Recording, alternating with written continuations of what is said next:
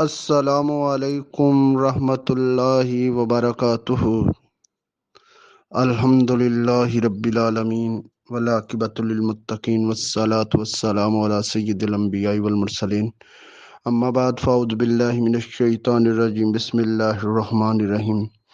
مثل الذین اتخذوا من دون اللہ اولیاء کمثل العنکبوت اتخذت بیتا وان اوہن البیوت لبیت العنکبوت لو کانوا یعلمون۔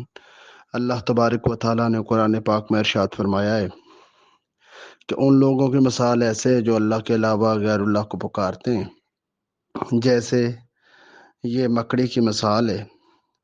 وہ بناتی ہے اپنے گھر، اور سب سے کمزور ترین گھر جو ہے وہ مکڑی کا ہے۔ تو ایک صاحب کا کویسچن تھا کہ خواب میں مکڑی دینا کیسا ہے، تو اس کی مختلف تعبیریں ہوں گی۔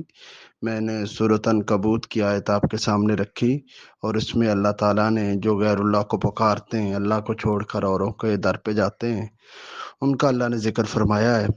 تو اسی طرح مکڑی کی بھی مختلف تعبیریں ہیں۔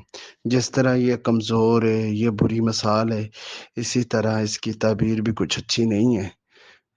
جو شخص خواب میں مکڑی دیکھے، اس کے کمزور اور گناہ گار ہونے کی دلیل ہے۔ اور اسی طرح جو بندہ خواب میں جالا دیکھے مکڑی کا، اس کی بھی کمزوری اور گناہ کی طرف مائل ہونا ہے۔